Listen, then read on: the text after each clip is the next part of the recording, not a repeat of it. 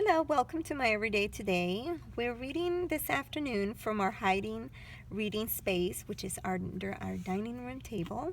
We've decorated and we have fun reading under here. So join us for Mr. Putter and Tabby Pick the Pears, illustrated by Arthur Howard and written by Cynthia Ryland. Chapter 1, Pear Jelly. It was fall and juicy things were growing in Mr. Putter's backyard.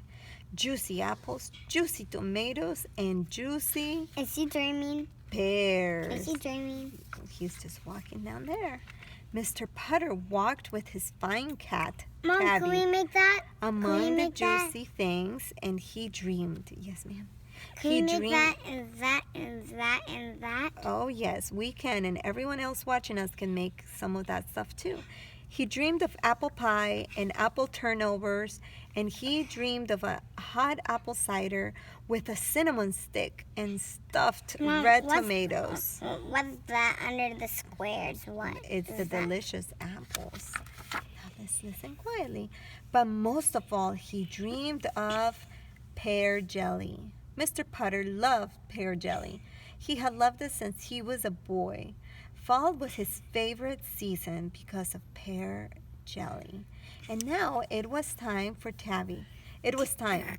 Tabby, said Mr. Putter, it is time to pick pears. What's pears? They're like this. They're like apples, but similar. But they're pears, shaped differently and taste differently. Has anyone that's listening to us ever been picking pears? We've picked apples, but never pears. Let's see what else happened. Tabby loved it when Mr. Putter said it was time to do something. She was old, but she still liked the excitement. She followed Mr. Putter into the garage, where he found a ladder for pear picking. Then they went to the backyard where all the excitement was. You guys see that? Yeah. Chapter 2, Cranky Legs. Mr. Putter had a problem. It was a ladder problem. Mr. Putter set his ladder against the pear tree, but he couldn't get up the ladder. Last year he got up the ladder, but this year he had cranky legs. Cranky legs, cranky knees, and cranky feet. Oh, look at Mr. Putter. He can't get up there. Let's see what happens. He stepped onto the ladder, and his legs were so cranky, he had to get right off again. Mommy, what's that feather mean? Yeah, these are his socks. Look what he says. One trouble with being old, said Mr. Putter, is being cranky. Tabby knew what he meant. She had a cranky tail. Look at her cranky tail. Her tail. Some days it was so cranky it wouldn't switch. It just stuck in the air like a stick. Cranky legs and cranky tails are no fun when you're old, especially if you want pear jelly. Why is your tail off, Mommy? Because it's cranky and it can't move. Mr. Putter. Oh, look, now I can move. Looked at the pears still in his tree, and he thought and thought and thought. Tabby curled herself up and waited. She liked excitement, but she could wait for it. Look what he's doing. Zing. What I need, said Mr. Putter at last, it's a good slingshot. Mr. Putter knew about slingshots. He had played with them as a boy. They were good for knocking cans off logs, so they must be good for knocking pears off trees. Tabby followed him. Mommy, is that him? When he was a little boy, maybe. Tabby followed him into the house to make a slingshot. Does anyone that's listening have played with slingshots? We have a slingshot. Maybe some of you boys and girls that are listening have played with a slingshot. We have one that we like to play with sometimes. Mr. Putter found a pair of old underwear that he didn't like. He didn't like it because it was covered with poodles. His brother had given him the underwear for his birthday. His brother loved the underwear and he thought it was funny, but Mr. Putter did not. So he cut up the underwear and got some of the very good elastic. Then he got an old glove that he got then he got a stick and he made his slingshot. Mr. Putter and Tabby went back to the pear tree.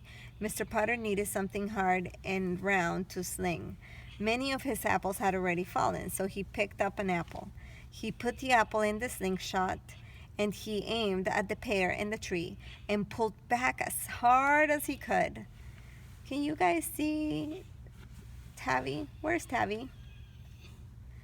Girls, where's Tabby? Where's Tabby in the other picture? On his head. Look at Tabby. Tabby wants to know where everything is what's going on, and she wants to see what's happening. Zing! The hard round apple went flying up, up, up, up, over Mr. Putter's pear tree, over Mr. Putter's apple tree, over Mr. Putter's chimney, over Mr. Putter's house. Mr. Putter and Tabby watched as it flew out of sight. Said Mr. Putter. He picked up another apple. What do you girls think she's gonna do? He's gonna do. You think he's gonna throw it again? Look at that. Zing! Up, up, up, up, up, up, up. Over, over, over. Out of sight. Whoa, said Mr. Putter. He was smiling. He might have cranky legs, but he sure had a jiffy hand. He picked up another apple. Zing! Another apple. Zing! Another apple. Zing! He forgot all about the pears. Tabby liked the first zing, but by the 7th zing, she began to yawn. By the 10th zing, she began to nod, and by the 14th zing, she was sound asleep. Oh, look, a throw. Mr. Putter played with his slingshot all afternoon. He played through at tea time. He played through supper time. He played until dark when he couldn't see the apples go up. He played until dark when he couldn't see the apples go up anymore. When he was finished, he had no apples and no pear jelly. Oops, excuse me. Why did he didn't have pears? When he was finished, he had no apples and no pear jelly.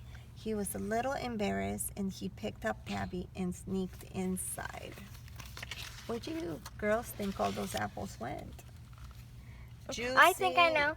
In Miss T-Berry's yard. Oh my. Juicy days. The next afternoon, Mr. Putter and Tabby were sitting on their porch. They were feeling sorry for themselves because they still had no pear jelly. Why were they sorry? Because they didn't have any pear jelly.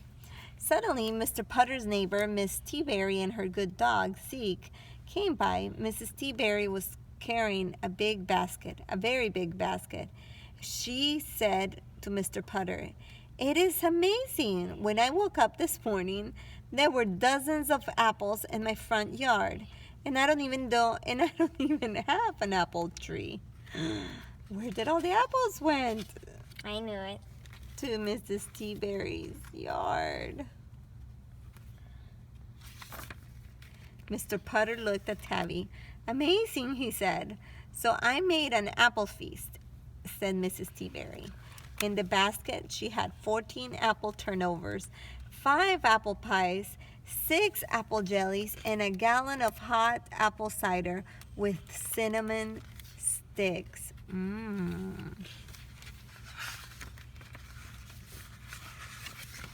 Mr. Putter and Tabby ate juicy things for days and days, and when he was finishing the last apple pie, Mr. Putter had an idea about those pears, still on his pear tree. he would wait for them all to fall off. When he would get his slingshot, then he would get his slingshot and start zing, zing, zing. Oh, he'd start throwing the pears that he wanted to eat. Yes, so Mrs. T-Berry could make him all those delicious things. And this is the end. Thank you.